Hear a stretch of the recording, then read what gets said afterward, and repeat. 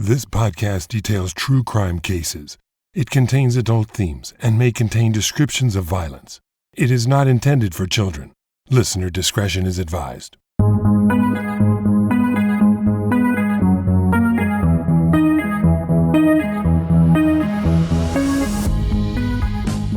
Thank you for joining me for today's episode of Once Upon a Crime.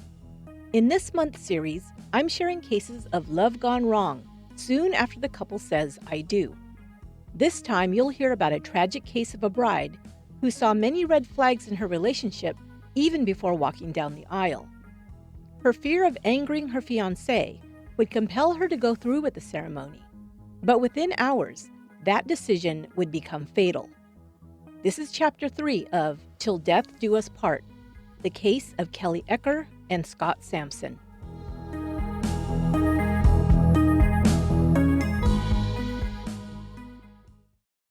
Kelly Ecker told her mother that she had never been lucky in love. She'd had several relationships and had been married before, but each one had fizzled out or had been bad matchups from the start. So at the age of 49, she was in no hurry to date again. Her siblings, sister Kathy and brothers Ron, Kevin, and Scott, were all married, but for some reason, Kelly could never seem to make a relationship stick for the long run. Her mother Pat would say that her daughter had self-esteem issues and just never felt like she was good enough. As a result, Kelly would ultimately reject the men she was dating before they could reject her first. Just why Kelly thought this way about herself was a mystery to those who knew her. Kelly was kind, generous, beautiful, and accomplished. She'd received a Bachelor of Science degree in nursing and then continued on to earn a master's degree. She'd worked as a registered nurse in the intensive care unit of Union Hospital in Terre Haute, Indiana for several years, and her patients and coworkers absolutely adored her. She loved nursing and gave her patients extra time and attention. She often stayed long after her shift ended if a patient needed her. She was also a great mom. Kelly's sons Kevin and Tom were grown, but her youngest was still in grade school. For the sake of his privacy, I won't share his real name in this episode. I'll just call him Davy. Kelly's Facebook page was full of photos of her and Davy spending quality time together, visiting the Children's Museum, parks, or just grabbing a bite to eat. It was clear that Kelly doted on her boy, and he was the only guy she showered her love and attention on for a time. Friends also recall how much Kelly loved Christmas and did everything she could to make the holiday extra special. She decorated her place beautifully and even had multiple Christmas trees decorated in different themes and colors. Davy loved Christmas with his mom, not solely for all the gifts he'd receive from her, but because she was so joyous during this time of the year. She loved planning special outings and surprises for her and Davy to celebrate the holiday season. Kelly also had lots of good friends. She was close with many of the staff and her coworkers at Union Hospital, and they all sung her praises. Kelly was described as fun, energetic, hardworking, and possessed of a sweet and lovely personality. In 2013, a doctor at the hospital had taken notice of the pretty brunette. Dr. George Scott Samson was an anesthesiologist and a recently divorced father of 3 daughters. He'd seen nurse Kelly Ecker around the hospital, but had yet to meet her. Of course, Kelly was no stranger to male attention. With her youthful energy and ever-present smile, the dark-haired, blue-eyed Kelly, even when dressed in nursing scrubs and sensible shoes, was still a knockout. Scott Samson took notice of her and asked another doctor to introduce him to Kelly. After the introductions were made, Scott invited Kelly to have lunch with him and then began asking her on more formal dates. Before long, Scott and Kelly were a couple. Scott could have been considered a catch by some women. He was single, nice-looking, and in good shape, and a doctor. At 54 years old, his hair was graying, but it only served to make him look distinguished. Together, Kelly and Scott were a handsome couple. I said could have been considered a catch, but there was a problem. Scott's personality. While he could come across as charming at first, and it's no doubt that he charmed Kelly when they first began dating, before long, his true colors were revealed. Many of the details of Kelly and Scott's relationship were shared by her coworkers, family, and in court depositions by her closest friend, Charisse. According to them, right away they saw that Dr. Scott Samson was not a good guy. Kelly was close with her family, especially her parents, Pat and Tony. They enjoyed meeting for dinner as a family and spending holidays together. Of course, Kelly invited her new beau along for these gatherings. But Pat would report that Scott acted bored and annoyed whenever Kelly's parents or other family members were around. He rarely spoke to them, only to Kelly, whispering so only she could hear if he did say anything in their presence.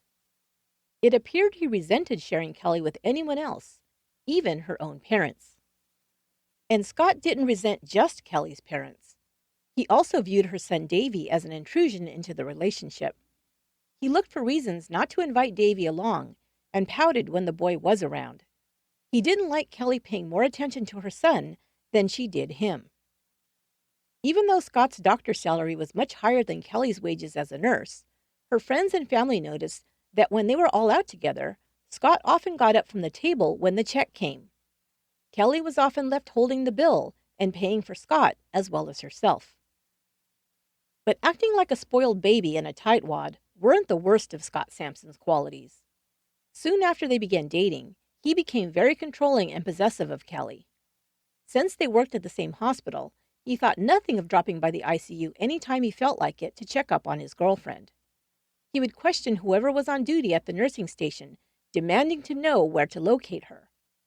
When he was told she was with a patient, he would make another nurse go and fetch her.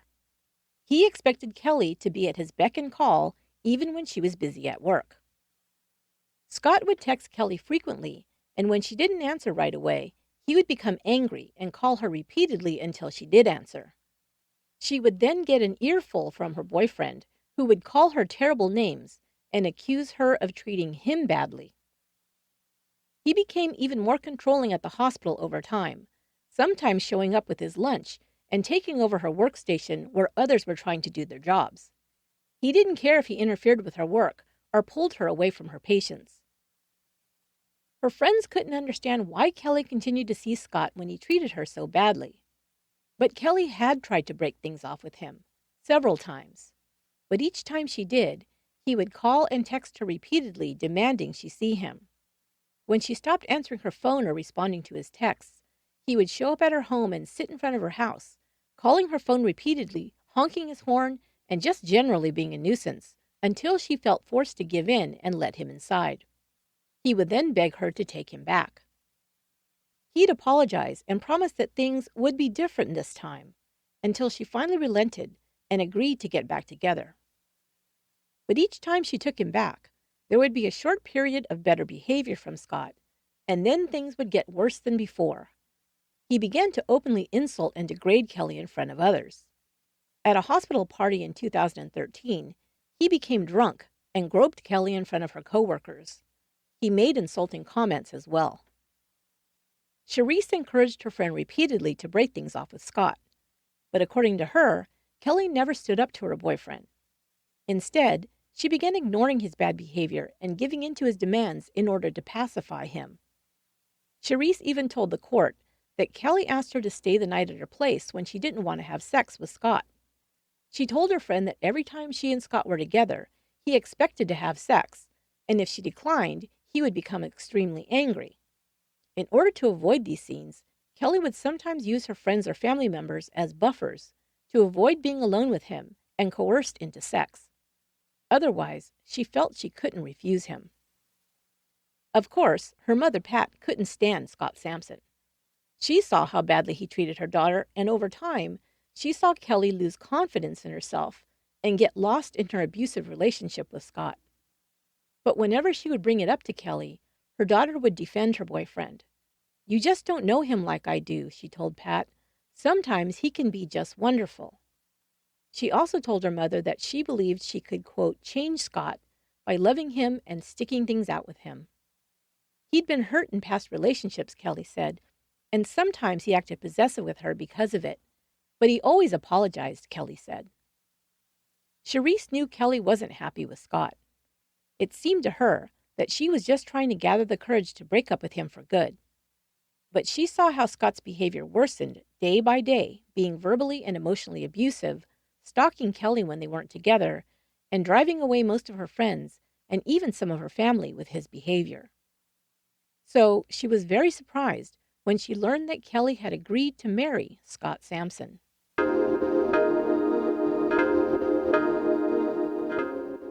This episode was brought to you by Rapid Lash. Rapid Lash is a safe, clinically proven, and award-winning eyelash enhancing serum that cosmetically boosts the look of your lashes in as little as 4 to 6 weeks. Rapid Lash is ideal for anyone who struggles with thinning eyelashes due to age, stress, medications, hormonal shifts, damage from false eyelashes, lash extensions, or environmental factors. I'm really picky about anything I use on or near my eyes because I wear contact lenses and also I can be prone to eye issues.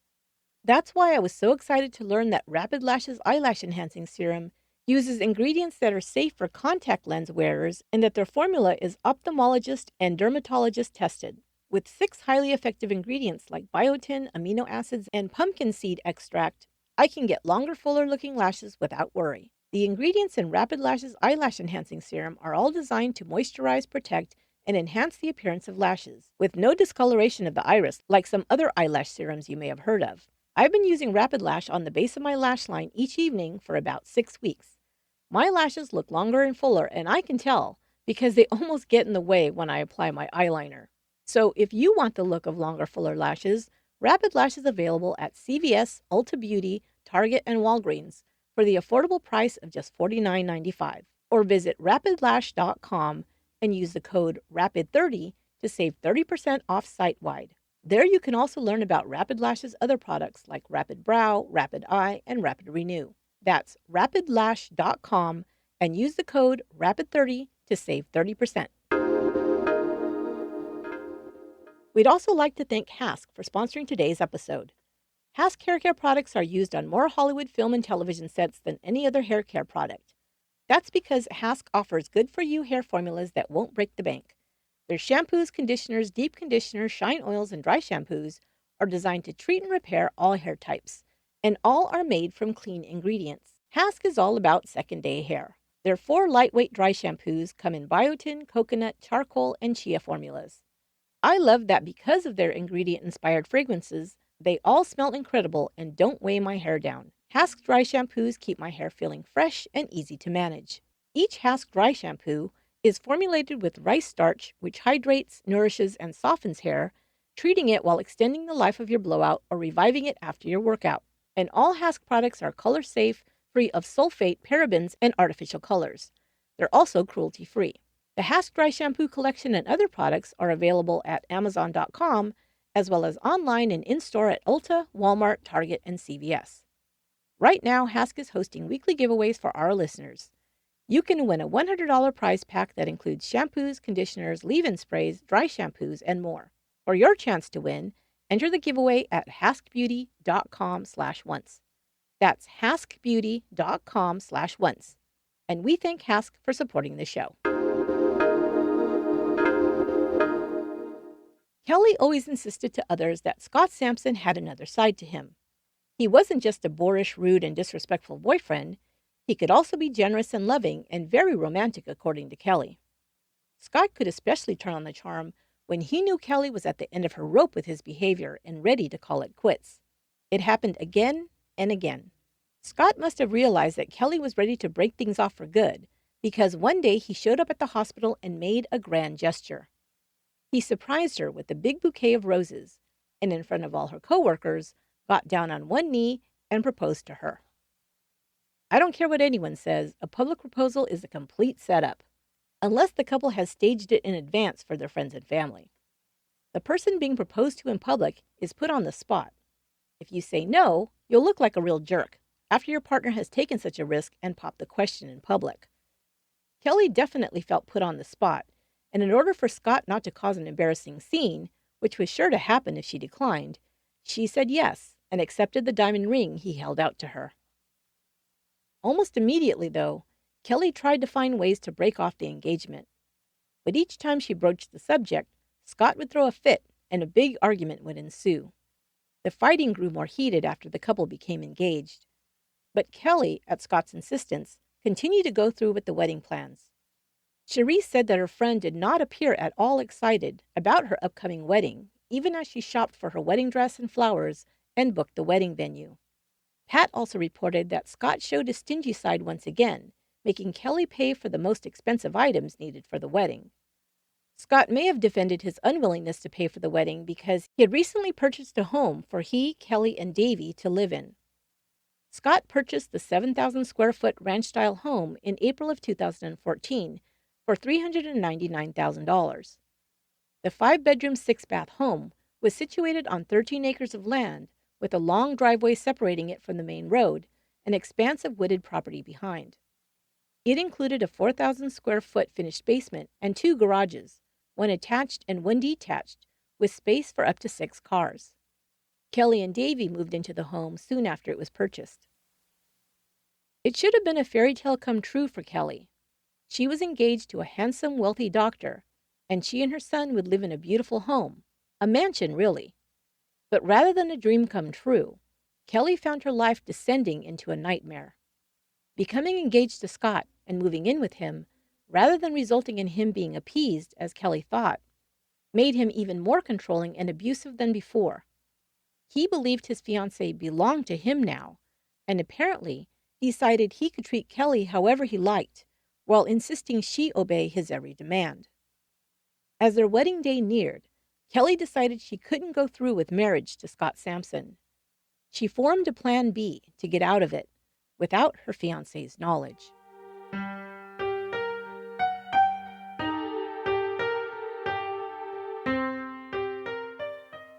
Kelly Ecker and Scott Samson's wedding was set for early October, but Kelly told her friend Cherise that she didn't intend to go through with a legal marriage to Scott.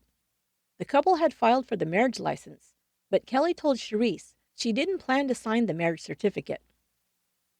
Kelly admitted to her friend that she was only planning to go through with the ceremony because she was, quote, afraid not to, unquote. She was scared of what Scott might do if she called off the wedding. But Kelly had secretly made plans to move out of the home soon after the wedding.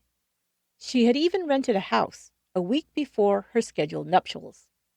An ex-boyfriend had secured a U-Haul truck for her to use to move her and Davy's belongings to the new place. Of course, Scott knew none of this.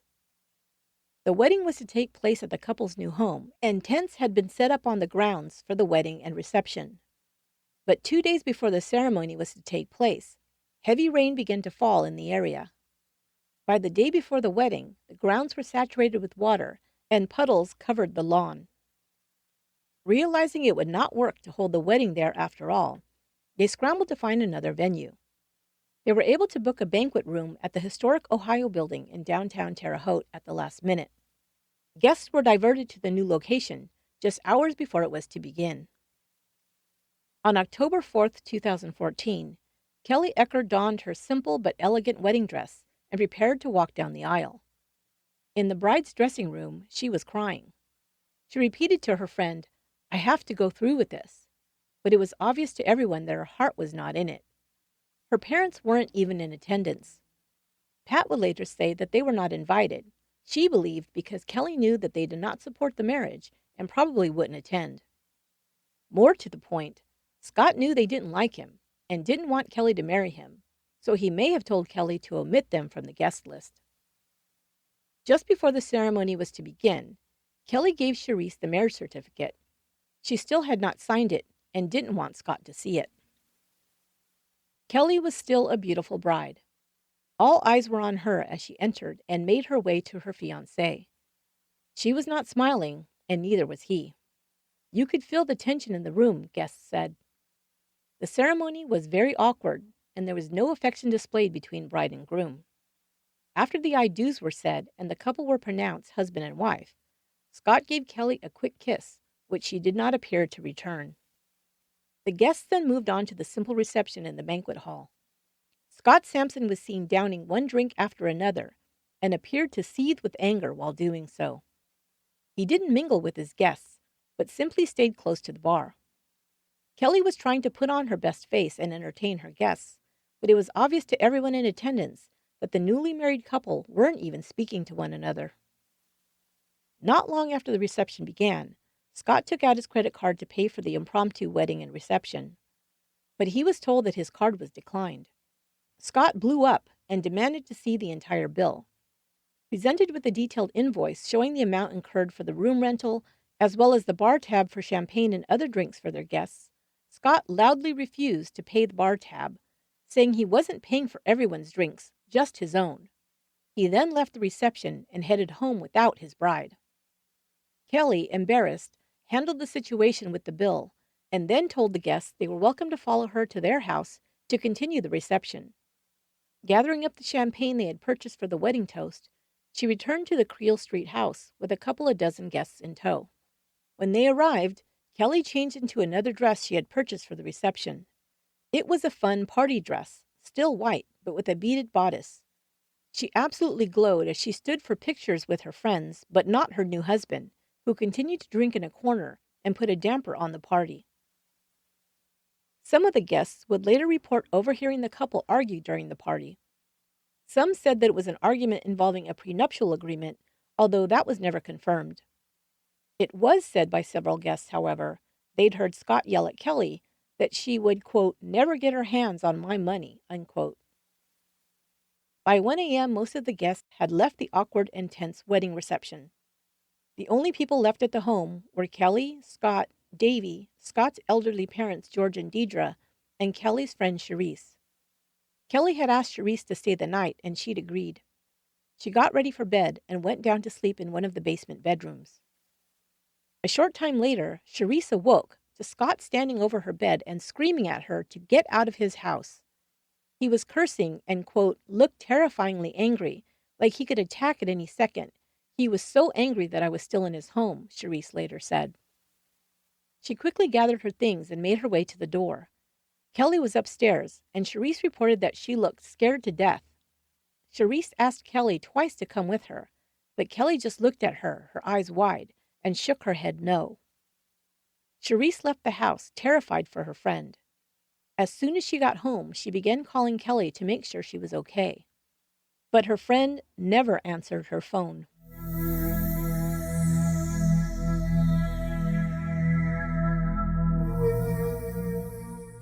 George Samson and his wife were staying as guests of his son Scott and his new bride Kelly at their home on North Creel Street. They had attended the couple's wedding the previous day and were sound asleep in the guest bedroom when they heard arguing. George could hear his son yelling loudly at Kelly. He couldn't clearly make out what the argument was about. The next thing he heard was Kelly, who it seemed was talking to someone on the phone. He thought she said something like, "Hurry, he's going to shoot me."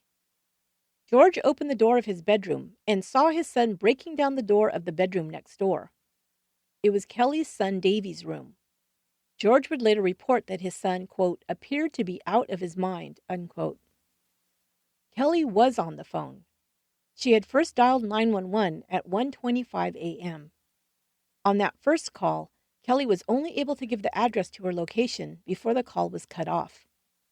A second call to 911 came in just a minute later. Kelly sounded breathless this time. She said, "Help me, 4205 North Creel, please." She repeats the address a second time, but both times she transposed the numbers of the address, reporting her location as 42 North Creel instead of 4025 North Creel. "What's happening there?" the dispatcher asks. Kelly responds, "He's beating the shit out of me." "Who is?" the dispatcher asks. Kelly responds, "My husband." "Please," Kelly says once more before the call cuts off again. 911, what that is your emergency?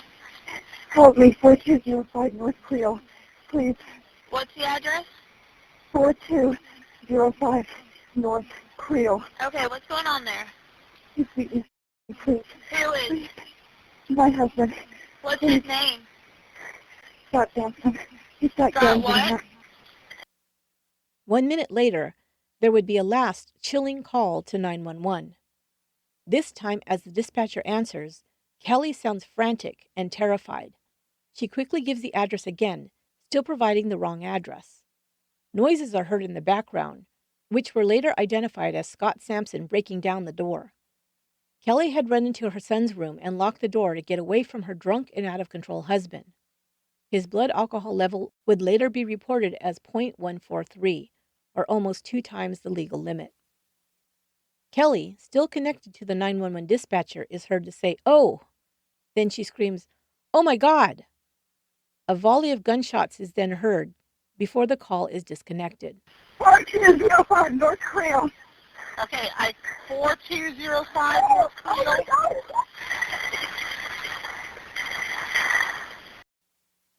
The Samsons' home on North Creel was located in a remote area and not easy to find.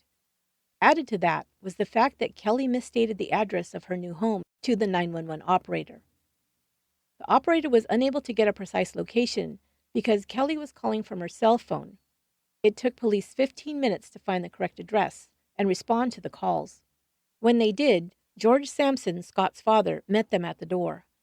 He directed the deputies to Davy's bedroom. There they found Kelly Ecker lying dead on the floor at the foot of his bed. She had been shot multiple times in the neck and chest. Davy was still in the room, sitting near his mother's body. He had been there during the whole terrifying ordeal as his stepfather broke down the door and gunned down his mother in front of him. George Samson reported to the deputies that he'd heard at least 7 gunshots and then observed his son calmly walk out of the room with the gun in his hand, headed toward the attached garage. Scott Samson had then returned inside the house and walked downstairs to the basement. Police quickly worked to secure the scene. They took Davy and Scott's parents out of the house and then surrounded the home and grounds. They were trying to prevent the armed man from running off into the wooded area and perhaps becoming desperate enough to enter a nearby home or become a danger in some other way. They called to Samson to come out unarmed, but there was no response. After over an hour with no communication and no sighting of him, they called in a special response team.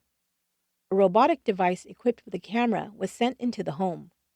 When it reached the basement, Scott Samson was found lying dead next to a gun safe with a single bullet wound to his head and the weapon used near his side.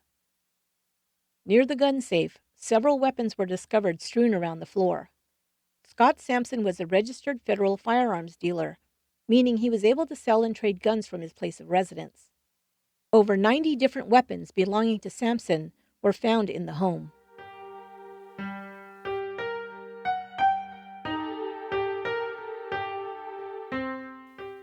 Hours after Kelly Ecker married Scott Samson, she was found dead in their home. Her new husband had emptied all 9 rounds from a .40 caliber Glock handgun, striking her 3 times. Her son Davy, in the room at the time, miraculously had not been injured by the gunfire.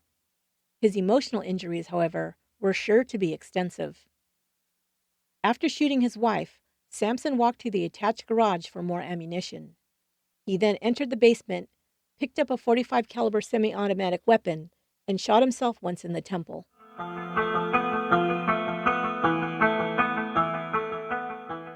A lawsuit was filed by Kelly's parents against Scott Samson's insurance company. They fought for Kelly's son Davy to be compensated for the loss of his mother. The lawsuit claimed that Kelly's death was, quote, the intentional act or negligence of George Scott Samson, and that Davy had suffered the loss of love, companionship, and support, and had incurred costs associated with his mother's funeral, burial, and administration of her estate. As part of the lawsuit, a psychiatrist was called to make a posthumous examination of Samson's mental state during the time leading up to and including Kelly's murder and his suicide. Dr. Brian Joseph concluded that Samson, quote, was suffering from an adjustment disorder with disturbance of conduct, unquote, when he shot Kelly Ecker. The doctor stated that Samson was, quote, increasingly possessive over Ms. Ecker through their relationship. He described him as a very controlling individual who could not understand any kind of resistance and saw all hesitancy as defiance. The theory presented as part of the court record was that on the night of their wedding, Samson discovered that Kelly had not signed the marriage license and was planning to leave him. Upon learning this, he became enraged and murdered her. There are no eyewitnesses who can definitively say that this happened, but her friend Charisse knew that Kelly intended to move out of Scott's house. She testified that Kelly told her she wouldn't be signing the license. As evidence of this, the marriage license expired without ever being filed with the court. Kelly Ecker, therefore, was never legally married to Scott Samson. Whether this is what angered Samson or something else really doesn't matter. His behavior towards Kelly became more controlling and abusive the longer the relationship continued. There was no indication that it would have been any different after the marriage than before. In fact, the history of their relationship indicated that Samson became increasingly abusive the more Kelly tried to appease him and give in to his demands. Rather than being placated, Samson instead placed more demands on her, and his abusive behavior increased. Much was made in the news reports at that time about the fact that Kelly had given the wrong address to the dispatcher. Reports point out that it had taken several minutes before officers could arrive to save Kelly Ecker. Tragically, even if she had given the right address, Kelly was shot and killed by Samson within 2 minutes of placing the first 911 call. There was no way the officers could have arrived in time to save her. Samson was determined to end her life that night, and he did so before Kelly even knew how dangerous he truly was.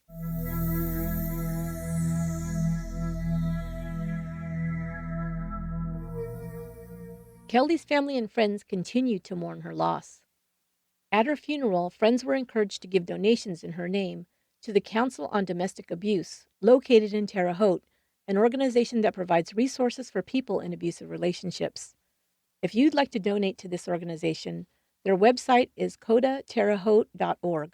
There's a link in the show notes. Davy originally lived with his maternal grandparents after his mother's death, but ultimately moved to another state and is being raised by his father and stepmother. In 2018, the Investigation Discovery Channel aired an episode about this case. Davy's parents objected to its airing as they were not informed that it was being produced, and also because images of him were used on the program without their permission. The episode was not pulled by the network, but the photos of him were blurred out later. Davy's stepmother also said that the program erroneously reported that he was a special needs child. Davy was not and is not designated as a special needs child according to his parents. She also mentioned that her stepson has received counseling for the trauma he experienced and is doing well. Kelly's friends still post on the Facebook page they set up in her memory, Friends of Kelly Ecker. On December 5th, 2018, some posted to wish her a happy birthday. I share a birthday with Kelly, and to tell her how much they missed her. On the 1-year anniversary of her death, a friend, probably Charisse, poured out heartbreak at losing her friend and wishing she could have convinced her to walk away from the relationship. Quote, I begged her to leave him and not to marry him, all the way up to the point that she walked out of the bridal suite. I knew he was emotionally abusing her. If there was physical abuse prior to October 5th, 2014, I am unaware of it. Note, many abusive relationships don't start out with physical abuse. Sometimes the physical abuse happens only once and is fatal. The post continues, quote, there was a point in time that I got sick of it. I was fed up with the back and forth, of her putting up with his manipulative behavior, of her being more and more withdrawn and isolated, and of her self-worth disappearing. I watched it happen, and one day, several months before the wedding, I was done. I had thrown up my hands and decided that I couldn't bear to hear about it anymore. I didn't tell her. Friends of people involved in abusive relationships often feel this way. It's frustrating to see your friend or loved one go through this and feel like you have no power to help. It's normal then to project that frustration and want to give up on them. What her friend expresses next, though, shows true compassion. Quote, then she called. I remembered what it felt like to be lonely and to not value myself enough to get out. There is a lot of shame involved with being a victim, and you don't want to tell anyone, but you secretly hope that those close to you will figure it out, so you aren't so alone. Even if I couldn't get her away from him, she needed me to be her friend. She needed my love and my affirmations of her value. She needed all of us. I tried to get her out of it. Many of us did, unquote.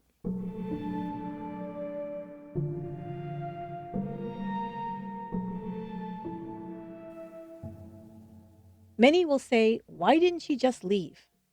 But what statistics show is that when a victim of intimate partner violence decides to leave their situation is when they are the most in danger. That is why it's a good idea, if you know someone in this situation, to connect them with domestic violence resources.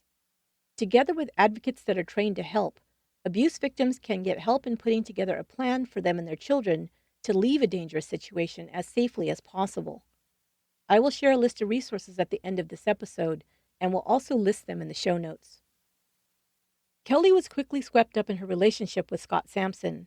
Her family and friends said her self-esteem was already low when she met him, and he most likely picked up on this and exploited it for his own purposes. He was a doctor with money, while she was a struggling single mother. He showered her at first with gifts and attention. When he became possessive and controlling, he made her believe it was only because he loved her so much. But possessiveness and jealousy does not equal love, not even close. True love includes respect and trust, neither of which Scott gave Kelly. He was threatening and intimidating and sometimes even embarrassing to Kelly. So she tried to avoid these scenes, agreeing to whatever he wanted in the relationship, which only served to make her more subordinate to him and cause Scott to want to control her all the more. It was a vicious cycle that she couldn't escape. One last note about their relationship. You might not have realized, but it was only 18 months between when Kelly first started dating Scott Samson and when he killed her. It's a shocking thing to consider. Kelly didn't have much time to even process how quickly the relationship became so dangerous. We also have to remember that, by all accounts, Scott did not become physically abusive until a few weeks before their wedding. Until that time, the abuse was mostly verbal and emotional in nature. I don't think that Kelly Ecker ever knew the lengths Scott Samson would go to remain in control of her, until his final shocking act of murder. Before we end, I'd like to leave you with some relationship red flags to help you spot if you or someone you know is in an abusive relationship. I've also added the list to the show notes. Here are some of the red flags. Does your partner yell, belittle, or humiliate you? Constantly criticize you and put you down? Blame you for his or her own behavior? Keep you isolated from your family and friends? Control or limit your access to money, telephone access, or a vehicle? Follow or constantly check up on where you are, who you're with, or what you're doing? Destroy your belongings? Force you to be intimate? Threaten to harm you or him or herself if you leave? Prevent you from working or having a career of your own? As you can probably tell from the list, not all abuse is physical. There is also emotional, verbal, and even financial abuse. The abusive partner may control the finances and/or block their partner from earning money, giving them even less power in the relationship and making it even more difficult for them to leave without access to financial resources. Studies also show that if a person has abused their partner once, it is very likely they'll do it again, and it often escalates. As well, times between these incidents of abuse will shorten. After an incident of violence has occurred, there is what is called a honeymoon period, where the abuser will be apologetic and may even shower the abused partner with love, attention, and gifts. They will promise it will never happen again, and there is a period of calm in the relationship. But eventually, the tension will begin to arise until another blow-up and incident of abuse occurs. The honeymoon period tends to get shorter and shorter over time, until there is little to no remorse between incidents of abusive behavior. To be connected with resources in the U.S., you can go to thehotline.org. In the UK, at womensaid.org.uk. In Australia, 1-800-RESPECT.org.au. And for an international directory, go to hotpeachpages.net.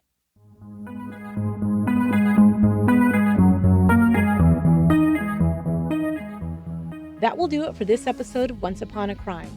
You can interact with us in several ways. Follow Once Upon a Crime on Facebook, Twitter, and Instagram, or join our Facebook group. You can also subscribe to our YouTube channel. Just look for Once Upon a Crime Podcast on YouTube. And don't forget, you can become a Patreon member for as little as $2 a month for ad-free episodes, bonus episodes, and more.